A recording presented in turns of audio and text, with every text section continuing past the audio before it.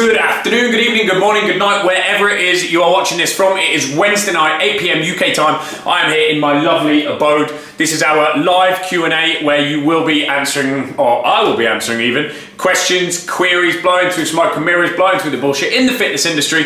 I'm also recording this right there for YouTube and Facebook, so everything that goes on here, not only will it be posted here for the next 24 hours, it will also be going up on our YouTube channel, which I'll put the link in one of our posts to make sure you can get over to that. And London Personal Trainers, that is our Facebook page, it will also be going up in there, so you will always get a second chance to go through this. Don't panic if you miss something. I'll try not to repeat myself too much, but it will be coming straight up. For you guys watching this on YouTube, you're going to see me looking at this this phone. Where this is basically where the questions are coming up, so don't feel distracted when I'm doing this all the time. I'm trying to read the questions, but this will be a good resource for you all to watch this a second time. Anyway, let's start seeing. We've got questions coming in, plenty of you there. Hello, hello, hello. Gonna grab my water.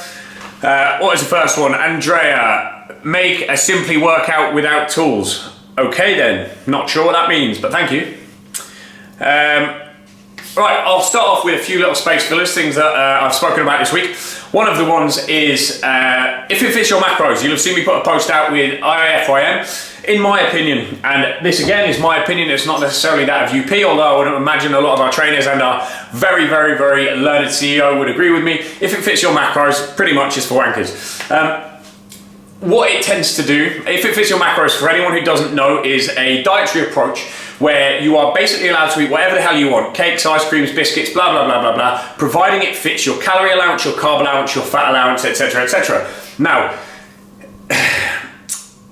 a protein is not a protein. A calorie is not a calorie. Where those calories come from counts, okay? Foods have nutrients in them. Those nutrients have different jobs within the body in order to maintain cellular health. So by deciding to just hit your calories, macros, whatever it may be, by eating whatever the hell you want, very, very nutrient-sparse food, you're not going to get anything from them, okay? Your results are going to be slower. You're going to fall into ill health pretty quickly. Now, why is if it fits your macros such a big thing? In my opinion, it's a phenomenal, phenomenal sales technique and business model to a degree. Now, let me explain that. If I turn around to you and I say, right, I'm gonna let you eat loads and loads of cake, ice cream, biscuits, whatever you feel like eating, you can eat and I'll get you in shape. Now, this is one coach saying this. If you have another coach saying, okay, I'm gonna get you in the same shape, but I'm gonna make you eat chicken and broccoli and quite bland food or whatever, etc., etc. Which of the two are you gonna try and give all of your money to? Of course you're gonna give your money to the if it fits your macros coach, okay? This is essentially all it is. Yes, of course, maybe, just maybe, if someone is lucky and every other variable is in place that we're not necessarily gonna discuss, somebody might get in shape. 1 in 1,000 people might get in shape from if it fits your macros. Everybody else is gonna need clean, nutrient-dense foods.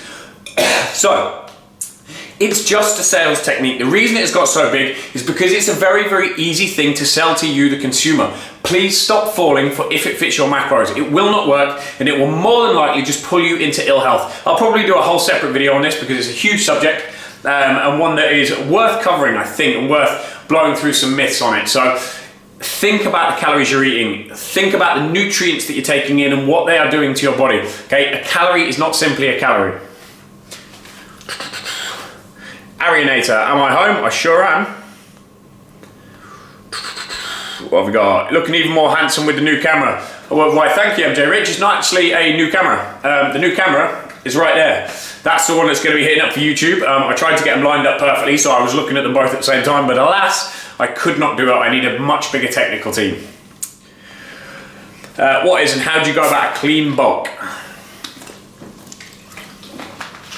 Okay, in my opinion, let's start with what a bulk is. For anyone out there who's wondering what a bulk is, a quote-unquote bulk is basically trying to gain weight, gain muscle, etc. However, the classic forms of bulking are off-season bodybuilders who just shovel in, it's basically just shoveling calories, loads and loads and loads of calories in order to grow. Now, if you are taking assistance, supplemental assistance, that is more likely to mean that some of those calories are used to build muscle, then that can not necessarily be beneficial, but it can be effective, should we say. That's a better thing to say.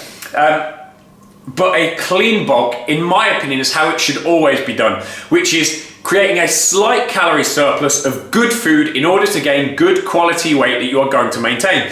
The kind of traditional bulks, these just shoveling in loads of ice cream, crisps, this, that and the other, they tend to result in a massive amount of fat gain, which of course you then have to diet back off on the other side. Now when you diet back off, people will say, yeah, but I put on like, 15 pounds of lean muscle during my bulk.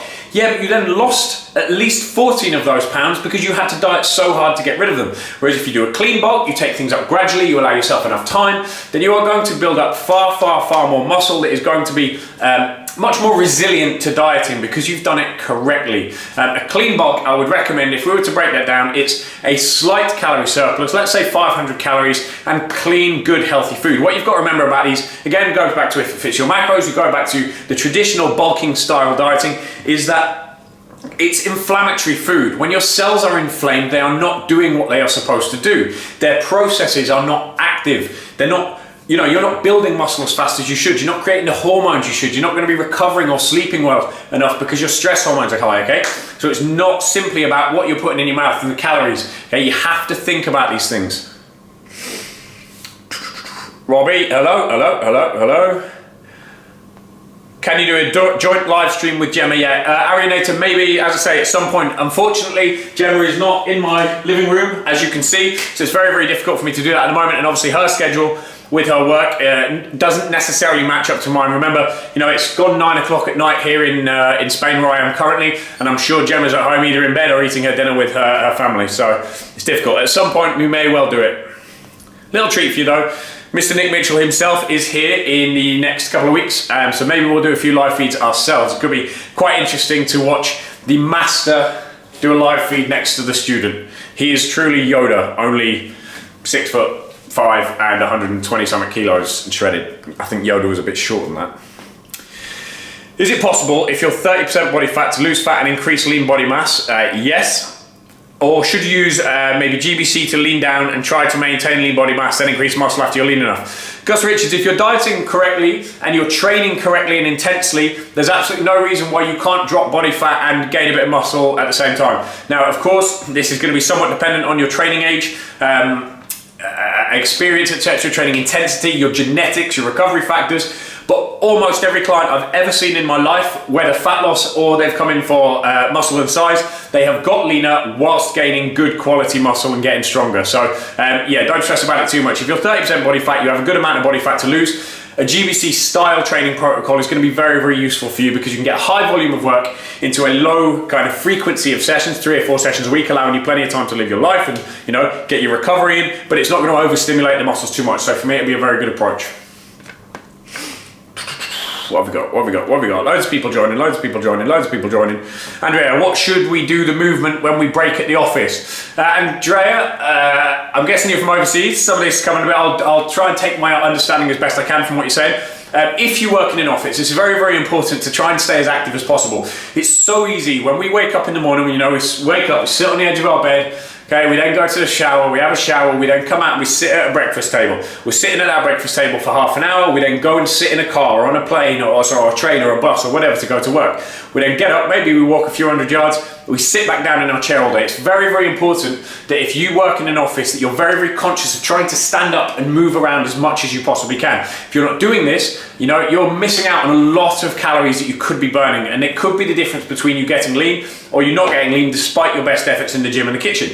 Now, what is the best way? When you're on the phone, if you're working in an office, you're on the phone, stand up, get away from your chair, move around. Like anyone who watches me on a regular knows that I always do these videos. I'm shuffling around all over the place. Maybe I've got a bit of ADHD, I don't know. Quite active, I'm constantly moving. Now, a great example of this was in our male fat loss forum, our live UP forum. One of the guys this week works in an office, so he's sitting down for probably 12 hours a day, and I said to him, listen, just try to move whenever you can. Next week he comes back to me at his check-in day on Monday, and he says, right, so I basically started standing up every time I had a phone call. Instead of sitting at his desk, he stood up, he moved around, he got stuff done, and he had doubled his step count for the day just by standing up when he was on the phone.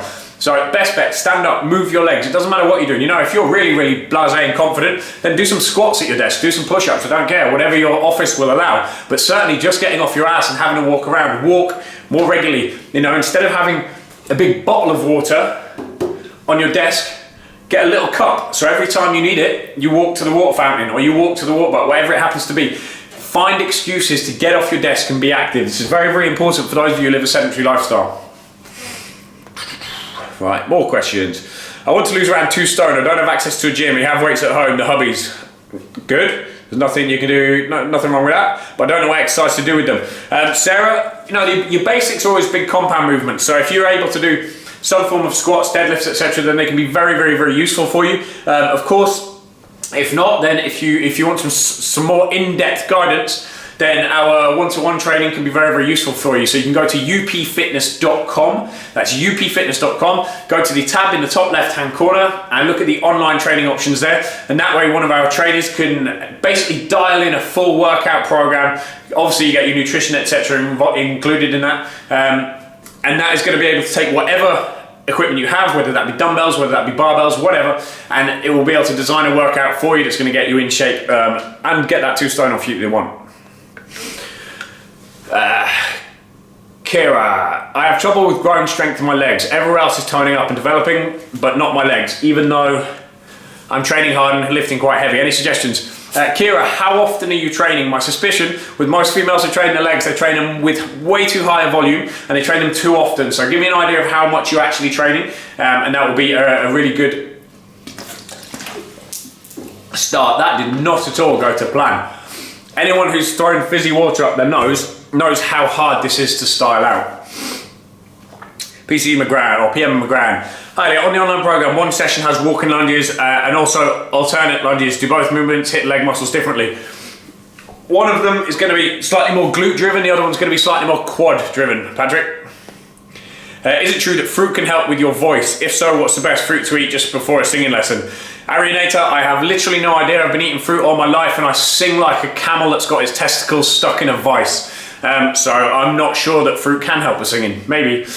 Saying that, I have a few past clients who were singers and they always swore by honey and lemon. Honey and lemon can always help the throat.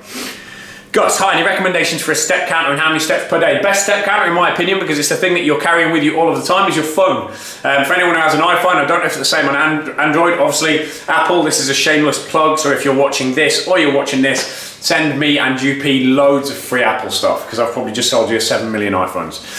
On your iPhone, you have a health app, and that's going to be a really good way of tracking your steps. If not that, then you can just get a cheap pedometer. You know, they used to give them away in cereal boxes. Back in the day, Kellogg's used to give them away, so they don't cost much. A few quid, you know, 10 quid, get a good one. Or you can go for something like a Fitbit, etc., and just wrap them around your wrist. Of course, if you do get a Fitbit or you get one of these kind of smartwatches that tracks your steps, do not take any reference from the calories that it says you burn, because that's all bollocks. Again, that was the opinion of Elliot Upton, not of UP. Tips for a flatter stomach. Toned almost everywhere else, but stomach, is it more food than training? Absolutely 100%. For anyone out here watching this, whether you're watching it on Second Chance on YouTube or here on Instagram, your diet is everything. Everything. If you are not dieting in conjunction with your goal and moving towards your goal via the kitchen, nothing is going to happen. You know, if you're toned everywhere else, it's probably because you've got, you know, most of the stuff in place, most of the stuff where you need it. However, if you really genuinely want lean abs, you need to put that extra bit of effort in. So yes, that will be diet. You're welcome, Sarah. You missed my question. We'll ask it again then, Ash, rather than going, wah, wah. That doesn't help. Currently trying to lose body fat, but seem to hit a plateau at the same weight. What is the best way to work through it? Bo, first things first, I would take a look at your training program and see if it's progressive or if you're just making it up as you go along. If you're making it up as you go along, then the chances are you've stopped actually factoring in a progression in there, so that's one thing. Secondly, address your diet, because if you've continued to lose weight, of course your metabolism is likely to be slowing down, so you may need to adjust your diet as well. One quads, one glutes and hams, varied in terms of volume and weight, twice a week. Then potentially, Kiri, it's your food that's not right. If you're not training massive amounts of volume, that seems like a fairly sensible workout to me, then you could just need a lot more food. You may not be gaining any real solid muscle because you're just not eating enough calories. I read somewhere recently that Mark McDonald, that having huge calorie deficit has no bearing on muscle loss as long as you keep protein high and resistance trained. Thoughts? Okay, this is one that may divide a few people. It's not quite that simple in my opinion. I've always said this about cardio. Now, cardio gets a really, really bad rep, But essentially, your body will adapt to whatever you ask it to adapt to, okay? So in my opinion, if you are progressively overloading the muscle and you are lifting a heavy enough weight, you're creating a demand for your body to either A, build enough muscle, or B, at the very least, maintain muscle, okay? Therefore, to me, there's certainly some sense and some logic in that theory. However, if you're in a severe calorie deficit, you will come to a point where hormonally you're in a very, very bad situation to maintain muscle mass, and it will eventually start to eat itself. I don't necessarily think that's because of a direct lack of calories, but it's the knock-on effect to your endocrine system from that lack of calories, cortisol, etc. The fact that your digestive system is going to start to shut down because of high stress hormones, etc. A complete lack of recovery. There's some logic in it, but whether it's true or not, I don't necessarily think so. However, for a certain amount of time, providing you're training in a certain way and creating a demand for your body to hold on to muscle mass, then I think there's some sense in it, for sure. Sir, please, I like that. Everybody else called me sir as well. That made me feel really important. Sir, please tell me the rep range for fat loss. I'm in a calorie deficit. For most people, I would say a good rep range for fat loss is going to be between 8 and 12 reps for almost all of you. That's male and female. That way you're going to get an adequate amount of load to force adaptation and to help you build some muscle. Obviously, the more muscle you're carrying, the faster your metabolism is, which is very, very important. And that's also going to be high enough volume to burn quite a lot of fuel during your workouts without becoming so fatigued that you risk poor form, injury, and over fatigue. 20 seconds Tabata. How long is the rest between sets? I believe Tabata is not actually 20 seconds. It is 10 seconds, 20 seconds, 10 seconds, 20 seconds. You work hard for 10, you rest for 20. So you've misunderstood that one a bit, Numa. I might be wrong there, but I'm pretty certain. I'm organising a sponsored fitness event. Do I need to train, and how far should I do it for? You're organising. Right, okay, so I'll assume that is you're going for a run or something. Depends on the distance on the run. I would suggest most human beings with working legs are going to be able to run about 5 kilometers without any training. When you start edging towards the 10 kilometer mark, then yes, maybe train. What I would suggest is that if you do train, then build up to it incrementally and run on something soft, ideally grass, until your body is conditioned to it. Then if the actual event is something like a road run, a few weeks before, then start getting used to running on the road, but don't run on the road unnecessarily because of the impact and the risk for injury that's likely to have. Is apple cider vinegar good? No, it tastes like shit. I drink it every single morning. It's terrible, but it is very, very good for your body. It can be extremely useful for your digestive system, helping gut bacteria and bringing down inflammation, so it's worth doing. Me personally, I have 2 tablespoons in some water every single morning before I have my breakfast. It's the part of my morning that I look forward to the least, I have to say. It's disgusting, but very, very useful and well worth doing. Fiona, I weight train 3 to 4 times a week and I've done for 2 years, but I can't see tone in my back, arms and shoulder. Do I need to lose weight first? Fiona, that to me, if you've been training for that long and you don't feel like you've had some real serious bodily changes, then you really need to look at your diet. Remember, all of this is not necessarily about the diet, it's about the training. Oh, sorry, the other way around. It's not necessarily about the training, it's about the diet. Your diet is what is going to dictate the results when it comes to fat loss or potentially even muscle gain. Weight training is one of those things, you know, your body's going to positively adapt to it and try to help you lift heavier each time, providing you're training hard. I've thrown the scales away and started recording measurements. My arms and legs have increased in size unsymmetrically. Is this normal? For most people, yeah, Mark. Unfortunately, we're not all built like perfect mirror images from the center, so it's very, very normal. I have one leg slightly longer than the other, one eye slightly lower than the other. I have one calf slightly bigger than the other. My left arm's bigger than my right arm. I'm a real mess. I look like Quasimodo over here with a UP shirt on. What's the best drink?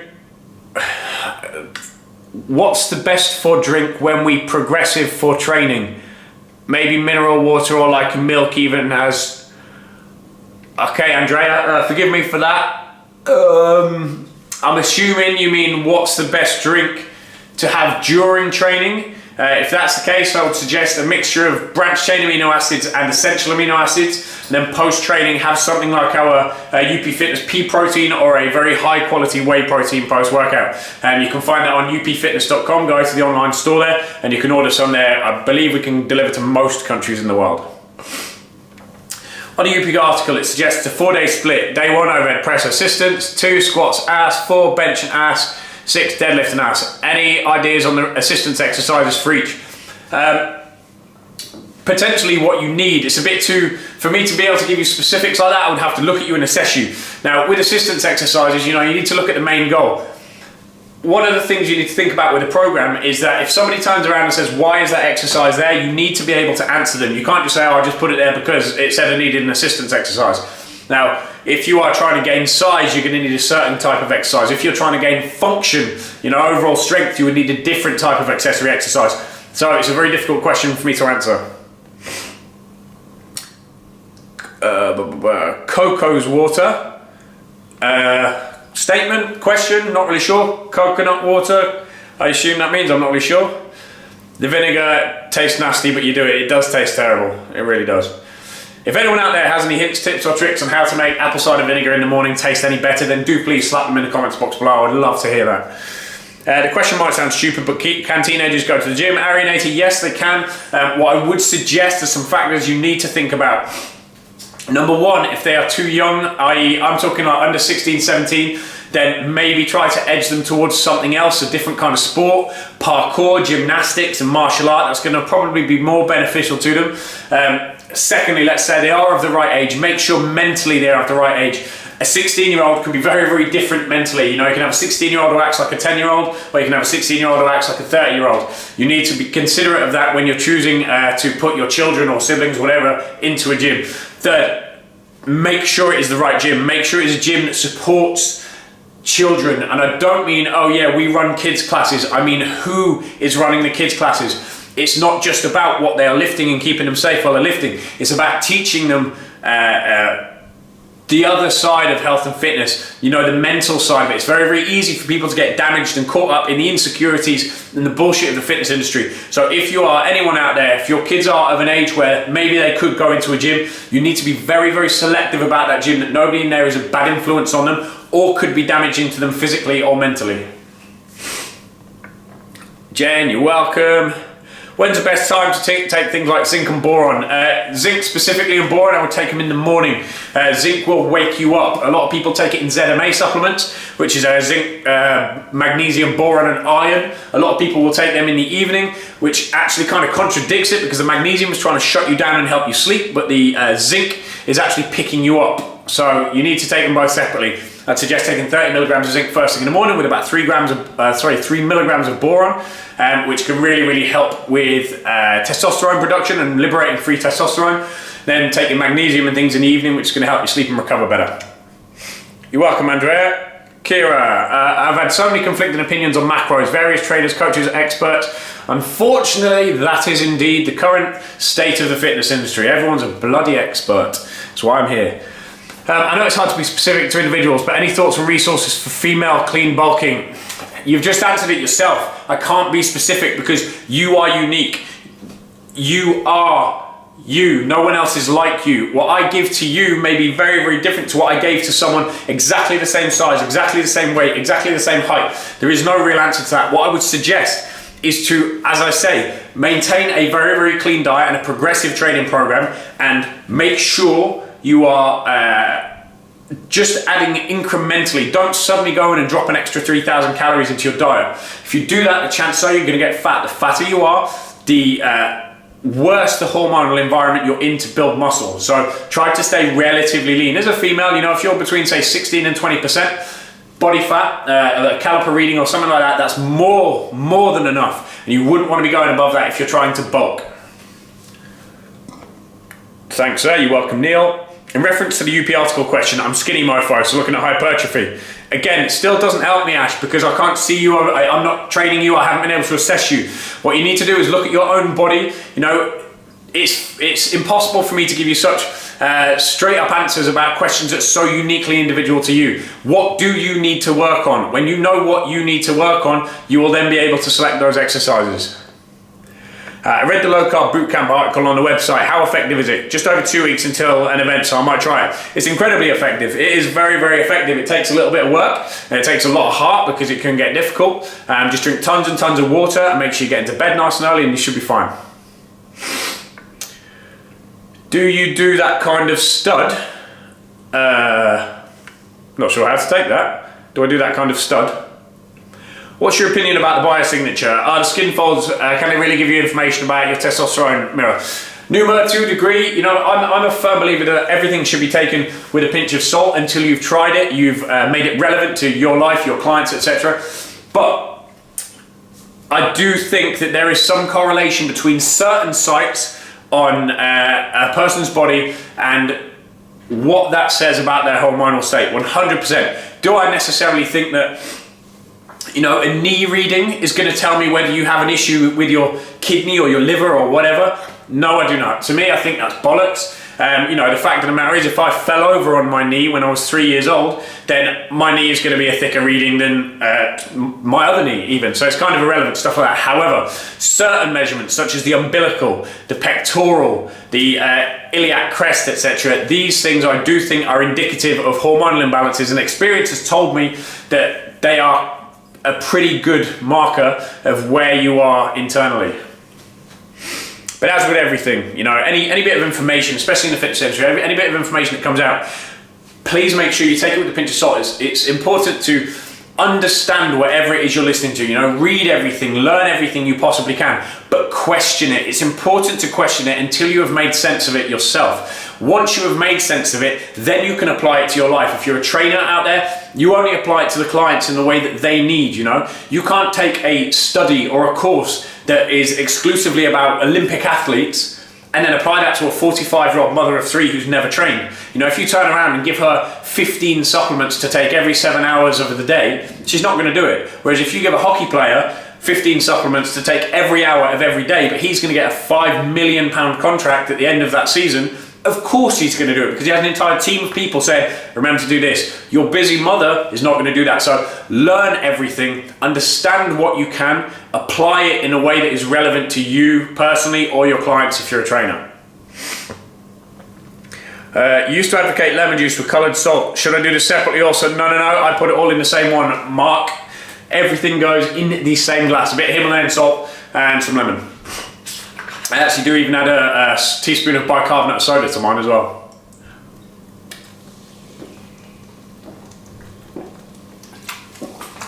You need to open a UP training place in St Helens. Hey, you can always ask Nick. If there is a demand for our services there, then I have no doubt it will be in the pipeline, but I don't know St Helens myself, so I can't tell. Any books you'd recommend so we can, or for ourselves? Confused Rick, give me a subject and I will look in my wonderful bookshelf behind me to tell you exactly what I think you should read. You know, the things with regards to training and nutrition specifically, the information that has gone out largely in the last 1,000 years hasn't changed, you know. The information on nutrition pretty much hasn't changed. The information on training pretty much hasn't changed. What has changed is the amount of people talking shit and trying to sell you stuff by giving you this gimmick or saying don't do this or do that or blah blah blah blah blah blah blah. It's all utter rubbish. The fact of the matter is it's a lot simpler than we are all led to believe. So with regards to nutrition books, I would suggest picking up anything that is an area of interest and then a book that is easy for you to understand and apply. As I just mentioned in the previous question, it's important about how you understand it and apply it to your specific circumstance. It's not necessarily about the information, because the information has been the same for many years. The only, different information, this stuff that seems revolutionary, it's just because someone's pulling the wool over your eyes and is trying to sell to you slightly better than the last person. Nutrition. Yeah, as I say, not much. Let's have a look at what I've got. And yes, I am wearing my pajamas on the bottom of these. That's right. I don't actually have any nutrition books in there. The best nutrition course I ever did was the Precision Nutrition course. I loved it. Love all the stuff John Berardi puts out. I've got a lot of respect for them.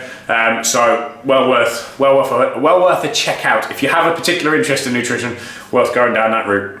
Again, not necessarily for the information. They didn't bring out any revolutionary information on anything. All they did was teach you how to, as a trainer certainly, teach you how to coach it better. And I think that's more valuable to the fitness industry than the information that's been put out, because as I say, it's never changed. A few weeks ago you mentioned you're here on your live, a few weeks ago you mentioned here on your live the way Cardio, common problem. Oh mate, you're gonna have to reword that for me so I can understand it.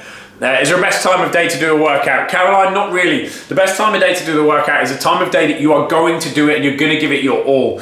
Now, from a physiological point of view, I genuinely don't believe there is a better time of day, you know, whether it's morning, afternoon, blah, blah, blah, blah, blah. The best time of day is when you're gonna train really damn hard, you're motivated, and you're gonna get the most out of that workout. That being said, if you don't really have any preference as to when to train, my advice is always to get it out of the way first thing in the morning before you do anything else. You get into that gym and you get it done. If you can do that, everything else you do that day is a really, really positive bonus. By getting to bed early and getting up early and getting as much done early in your day as possible, it changes everything in your life. Your productivity, your positivity, your mind, your body, your soul, you name it. So, you know, preference aside, I would suggest trying to get it done in the morning. Okay, cheers for that. Also, what's your favorite pre-workout food? For example, hardcore leg sesh. I don't necessarily consciously eat pre-workout foods. I just say, you know, ideally, if you're having a massive leg day, make sure you've eaten brilliantly the day before and potentially slightly higher in carbs. Wouldn't necessarily say an immediate pre-workout meal. I lost 5 stone cycling. What's good to get rid of a wobbly lady belly? M-Fins, get your diet in check. It's always about your diet. So if your diet is in line with what you want to do, then you will succeed. If it is not, you will not. Like an hour before, as I say, I'm not overly concerned with the pre-workout meal. If anything, I'd say something relatively high in fat and some red meat would be a preference for me. Best exercises to build bigger thighs, squats, walking lunges, and Romanian deadlifts. A few weeks ago, you mentioned the way common people do cardio causes inflammation. Please, could you further explain? Basically, they do too much. People favor cardio training, long, slower duration training, over weight training for whatever reason. I don't know, you know, whether it's still an intimidation factor for weight training, whether it's the atmosphere in gyms, whatever. Now, as I mentioned earlier on in this feed, that if you create a demand for your body to do something particular, it will do it. So if you lift heavy weights, you've created a really good environment for your body to become stronger, to become fitter, faster, healthier. However, if you create a demand, an excessive demand for your body to endure, i.e. cardio, it's inefficient for it to be heavy. So it will start to break down muscle tissue very, very quickly. It'll break down any unnecessary weight, basically. Now, in doing so, that's going to really negatively affect your metabolism. The less muscle you have, the less calories you're burning, the less kind of energy efficiency your body has. So energy efficiency is the wrong word. It's just not necessarily good for you. I'll think of the word in a minute and I'll probably pop out with it in the middle of another question. What's the hardest thing about working for UP and what's the best thing about working for UP?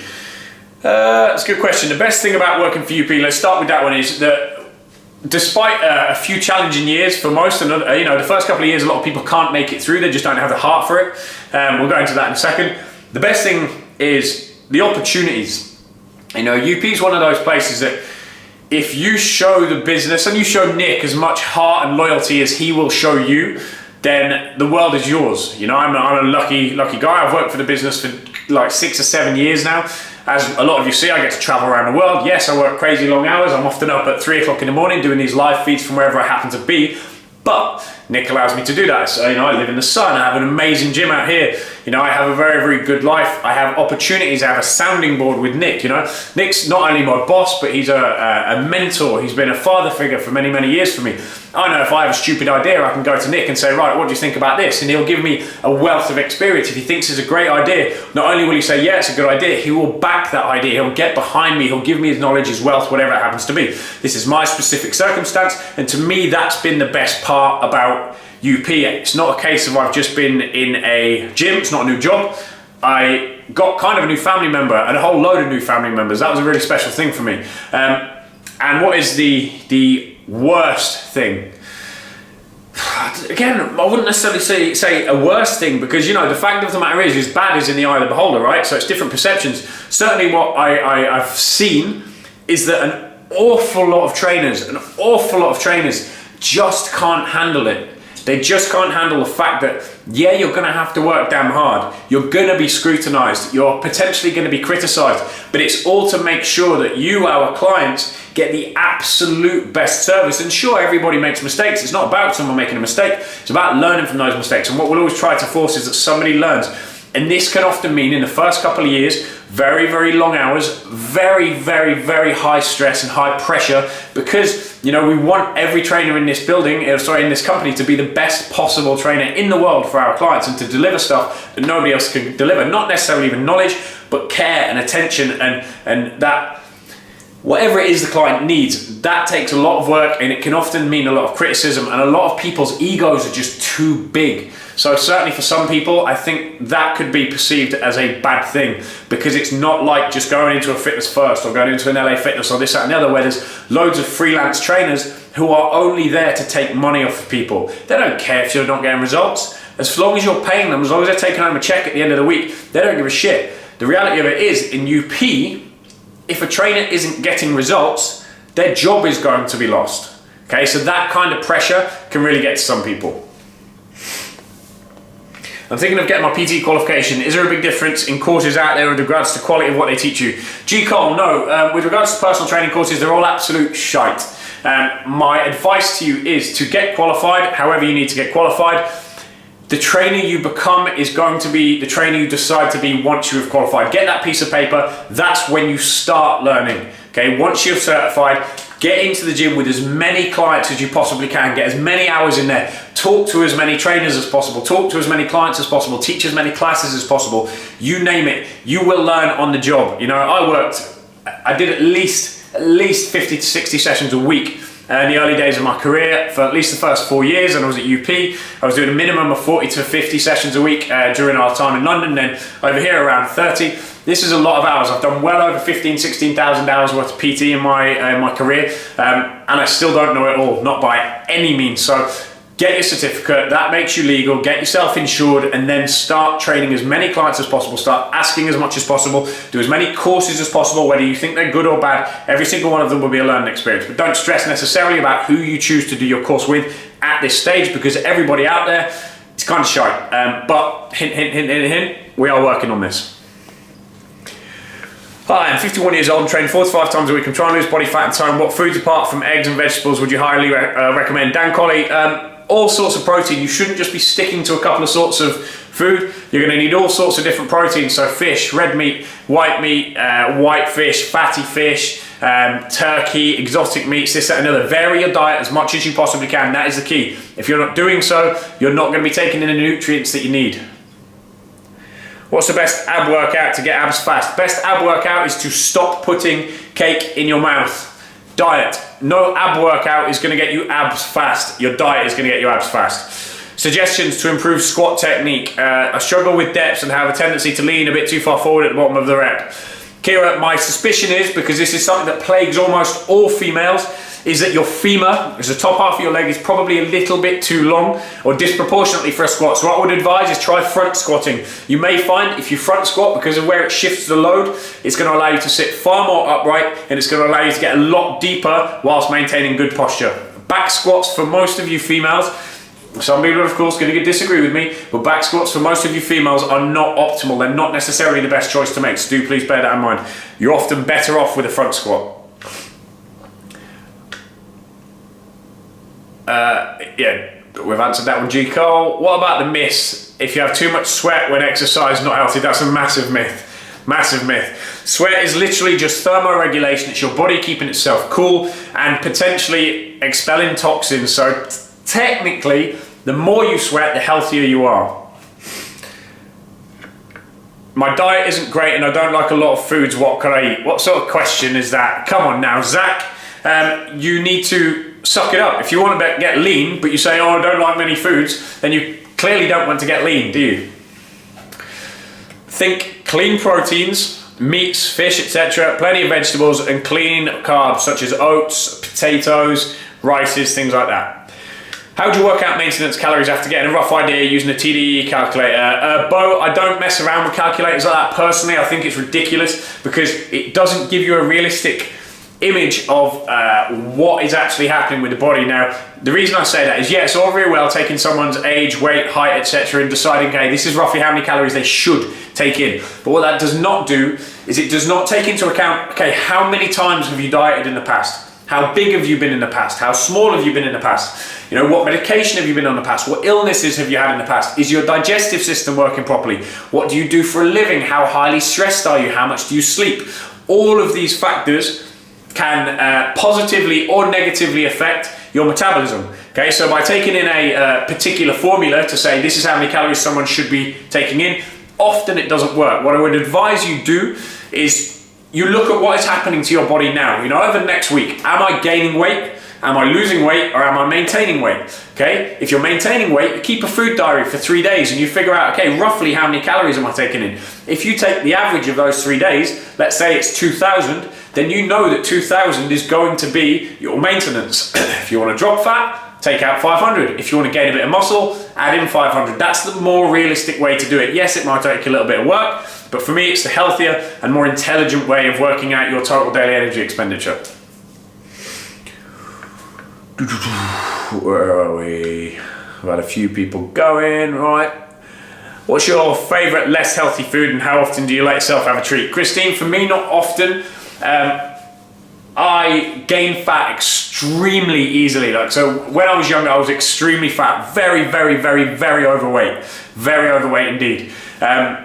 But this means that if I slip off my diet, I immediately barrel on fat at a speed that would shock most people. So I can't cheat that often. However, if I were to go and have an open meal, there's a place about 3 miles that way that does the world's greatest cheesecake. This is a cheesecake that literally, there are no words to describe it to any of you. Just take my word for it. Anyone who comes to Marbella, hit me up and I will take you for this cheesecake. It is epic, absolutely epic. So that would be my go-to, but I can't have it very often.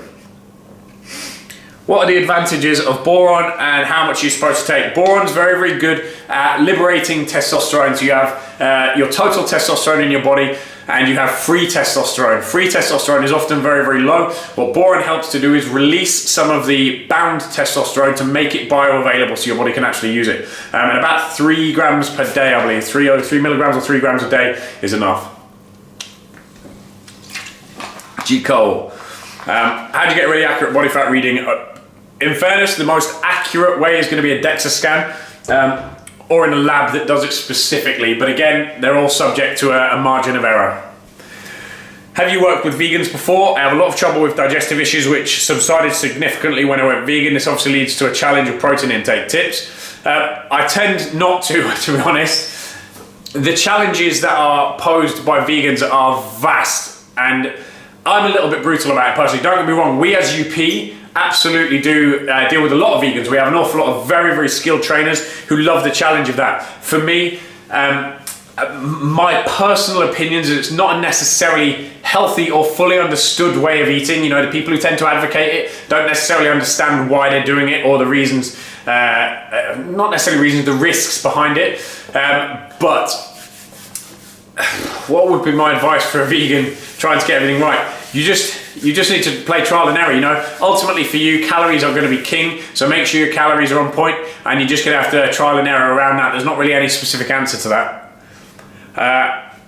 Andrea, is sparkling water just as good as plain water? For me, I drink sparkling water when I'm hungry. I drink sparkling water if I feel like I'm probably going to crave or maybe reach for some sweet stuff because it kills my cravings immediately, especially with a little dose of fresh lime in it. I find it very, very useful to get rid of my appetite very fast. How do UP get people's body fat reading? We do caliper readings. We take a 14-site caliper reading with Harpenden calipers, which are medical grade. But again, still, there's a probably 1 to 2% margin for error. It's arguably, outside of a laboratory, is the most effective way and most accurate way of taking body fat. But you know, we can't have a laboratory in every single one of our gyms. But if you wanted the absolute, truly most accurate way of recording body fat, then you would go to a lab. What does the bicarbonate of soda do in your morning cider vinegar drink? They say that it alkalizes the body and it can be very, very good for cancer prevention, which is a very, very big thing in my life, a big concern. So I make sure I take that every day. Crap after training biceps, especially at night. Any ideas why? I'm assuming you mean cramp, Cam. If you just take a shit after you've trained your biceps, and that's a weird routine, but whatever. It may just be either too tight or a little bit weak. So what I would suggest is get some magnesium gel, Put some magnesium gel on it once you've trained, and that should slow that down, should stop it. So get some topical magnesium. I believe we actually sell some on the website, so go to upfitness.com and check that out. I think we've got a topical form. Now I've got some next to my bed in there. I put it on my back of my neck when my neck starts to twitch sometimes, which it does. But just rub that on your bicep, and that should settle it down after a week or two.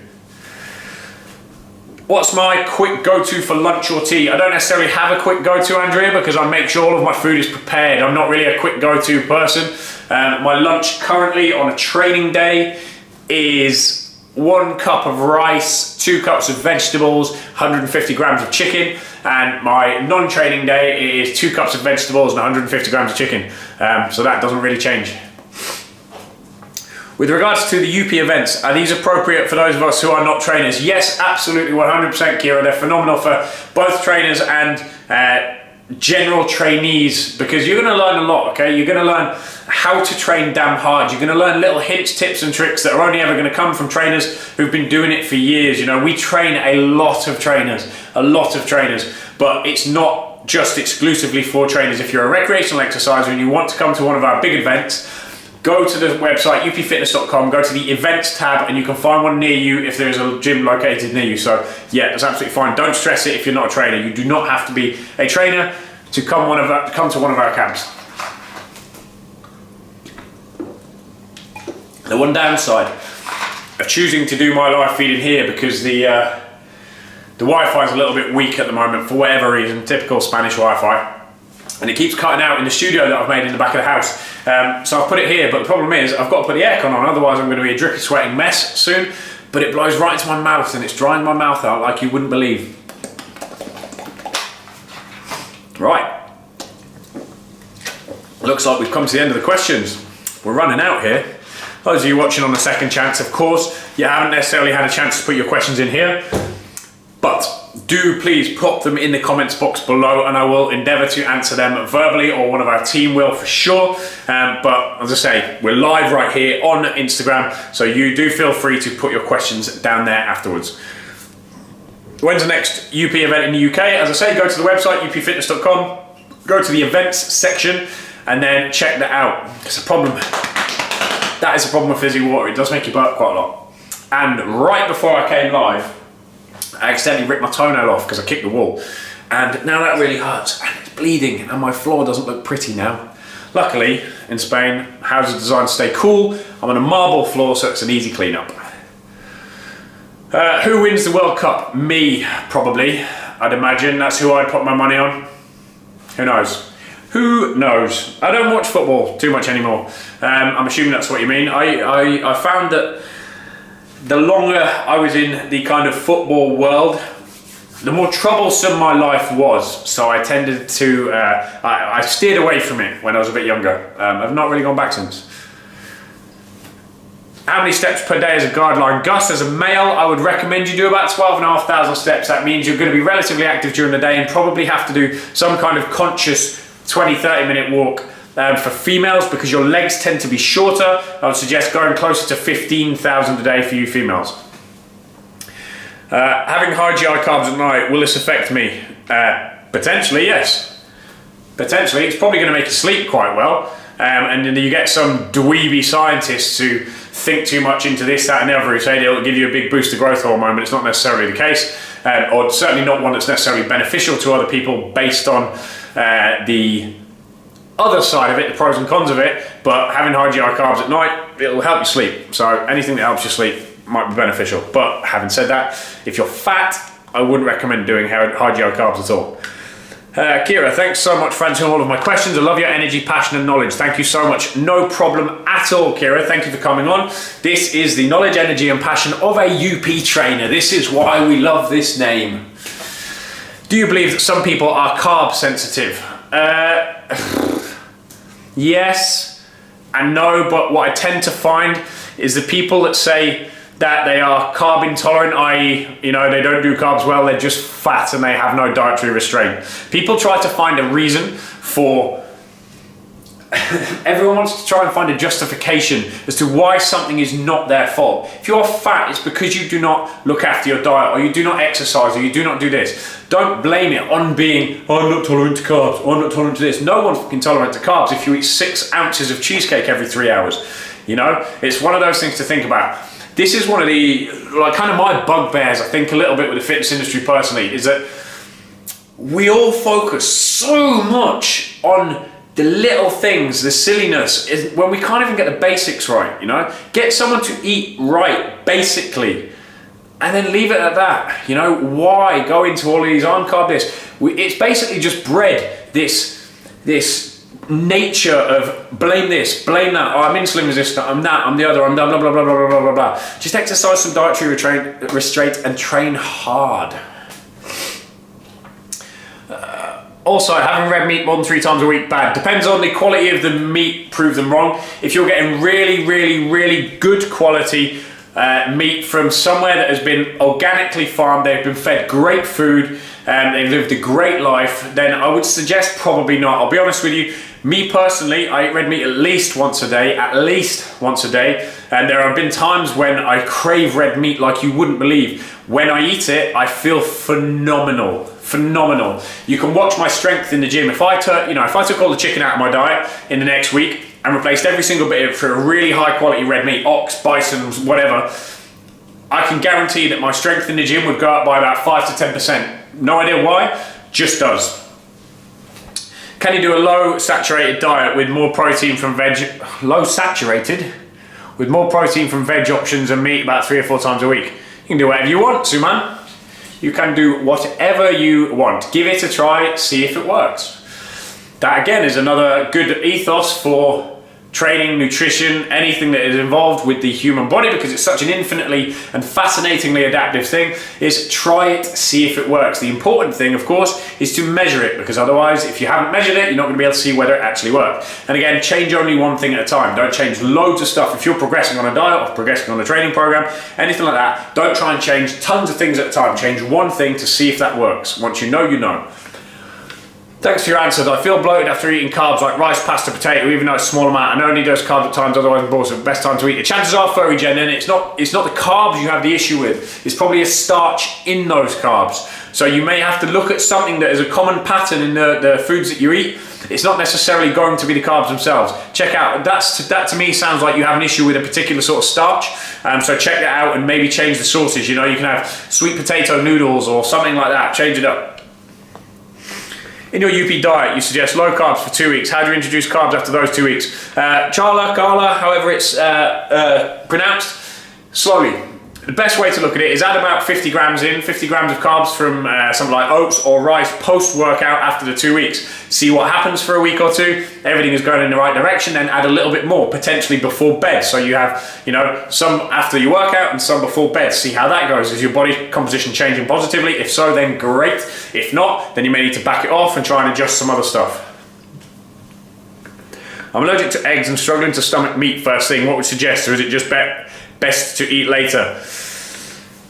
It depends, Christine. You know, are you lean? Or are you carrying quite a lot of body fat? Lean-ass, hi, I know you're listening to audiobooks. What book made the biggest impact on you recently? What have I listened to recently? Trying to think. The last book I listened to, this is my problem, you see, because my mind bounces from place to place to place very, very quickly. The last book I listened to was actually on my flight back from Barbados about a month ago, and that was a book on the menopause. I can't remember the author, but it was relatively useful. A lot of it was also bollocks. It was a bit out of date. It was relatively useful. I can't remember what that was. Before that, what did I read? What have I got next to my bed? I've got The One Thing next to my bed, which I read. It wasn't an audiobook, but that was very, very useful. I'm also listening to one right now called The Millionaire Teacher. That's one of my cardio audiobooks, so that one, but I've literally only listened to the first paragraph of that, so I can't really count that. I've been having carbs before workout and protein after. I've been doing it the wrong way around. Potentially you should be having protein pre-workout and protein and carbs post-workout. So you kind of 50-50, got it wrong, got it right. A bit of extra weight, trying to lose and tone. Then you may want to just kind of suck it up and have some form of light meat, you know, even sort of smoked salmon, something like that for breakfast beforehand. Depends how important it is to you, right? Hello, Omar. I get super lean through my face and upper body. As I'm getting longer into my deficit, it just seems to get leaner through up top and not the trip. What? Say that again, please. Prove that last part didn't make sense at all. I have high cholesterol. Is having overnight oats for breakfast a good option for me, or should I change it up a bit and have eggs? Eggs are very, very good. They can very positively affect your cholesterol. So for me, everybody, almost everybody works better, unless you're extremely lean, everybody works better off of a high protein, high fat breakfast. You know, my favorites personally are going to be red meat, something like a chili or a bolognese, or an omelette, a 2 or 3 egg omelette. My current breakfast, for instance, I'm on a program from a strength coach in Canada. My current breakfast is about 10 egg whites, 2 eggs, and a whole load of vegetables. That's my breakfast. And I feel phenomenal for it. I go in and train, I feel absolutely awesome. So, tire. Let's go back to that. Two up top and not the tire. Any suggestions? Prove them wrong. If you're struggling to lose that last bit of belly fat at the later stages of diet, it could be because your stress hormones are starting to go too high. So what I would recommend is intermittently come back out of the deficit. And that can be done through quite an aggressive carb cycle, could be very useful for that. So give that one a go. For those of you who don't know what a carb cycle is, carb cycling is fluctuating your carbohydrate intake based on your activity levels for that day. So for instance, if you're having a full body training session, you would have more carbs on that day than if you were on a rest day where you weren't doing anything, because you have a demand for more fuel on those high activity days. Lots of thumbs up coming in, loads of thumbs up, bam, bam, bam, bam, bam. All right, I'm not sure how long we've got left. Instagram will probably come to me very, very soon and tell me that you've only got a certain amount of time. So do feel free to get those questions in and we will go quick fire answers as they come through. Top man, no problem, prove them wrong. Thank you for all your questions. Again, same applies to anyone watching this on Catch Up TV on YouTube. Make sure, please, please, please, that you are putting loads and loads of questions and comments down below. Even if it's something that requires a much greater answer, of course, I can work on getting separate videos to you. Don't be afraid to ask, and I will do my best to inform. Anyone else who has any questions or wants any information on the services that we provide, go to www.upfitness.com. And you can check out everything we offer there, our one-to-one training in gyms if you are there, our group training in gyms if you are nearby, or our one-to-one online training, which is customized programs to you, or our live UP female and male fat loss programs, which are phenomenally effective, and got everything on there is run to a main online forum. Really, really cool. You'll see me in there every day. Any workouts to target the hips, or is it simply down to diet? Currently doing Insanity, but not shifting the mum hips. Fitness journey. I'll be careful of the legal ramifications here. Insanity is not necessarily going to be the best thing for you to do with regards to losing body fat or shaping your body. I would recommend, if you can, getting into a gym and potentially, either online training with us or find a trainer who can get the best out of your body, and you'll have to tidy your diet up as well. Yes, of course. Best book to read for PT starting up. Prove them wrong. I would actually say our Principles of Muscle Building. Go to the website and check out the Principles of Muscle Building. This is basically a book that Nick put together that it takes a bunch of complicated shit and makes it very, very simple and very, very, very easy indeed to understand. And one of the things I found that when I was a new PT is that I tried to read all the most complicated stuff because I wanted to be smarter than everybody else, and that to me was a mistake, because it meant that I had to read every single book 50 times over to get the slightest bit of information from it. The Principles of Muscle Building book that Nick has put together is a brilliant resource for simplifying everything down and teaching you how to write programs and why you write them in a certain way. So that would be the one I go for.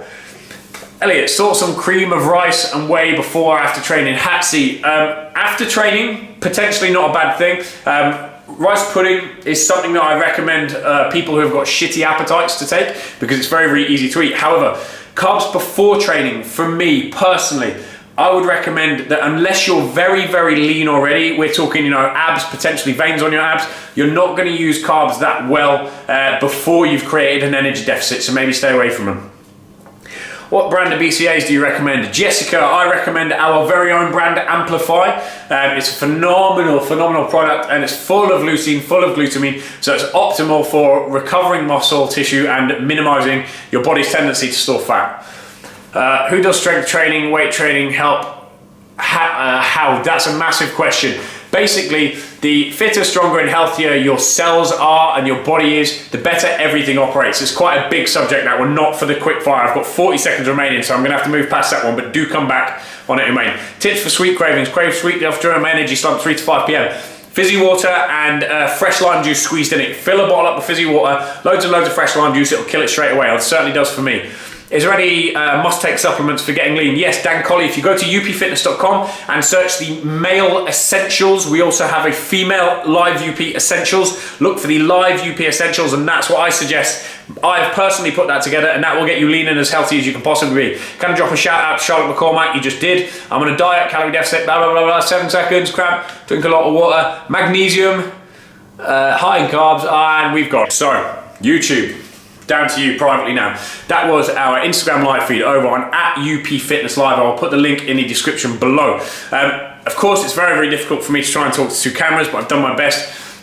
Please, if you like what you've seen here, if you think some of the information was useful, please do share it on Facebook, on your own YouTube, on Instagram, wherever. Get people in. I want to answer as many questions. We as UP want to answer as many questions as we possibly can for you. As I say, unfortunately, because this was a pre-recorded one, you're watching it now on the Catch Up TV, we couldn't answer your questions directly, so put them in the comments box below, and I promise, myself personally, or one of our team will answer your questions as fast as we can. So thank you for taking the time, an hour out of your day to watch this as you have. Say you want any more information on what we do, go to upfitness.com and you can check out everything there. Check out the live UP programs. You have my Instagram profile @ElliotUpton with 2 L's and 2 T's, and the @UPFitnessLive Instagram. We are on there daily, so you can always check in, check us out, see what's going on.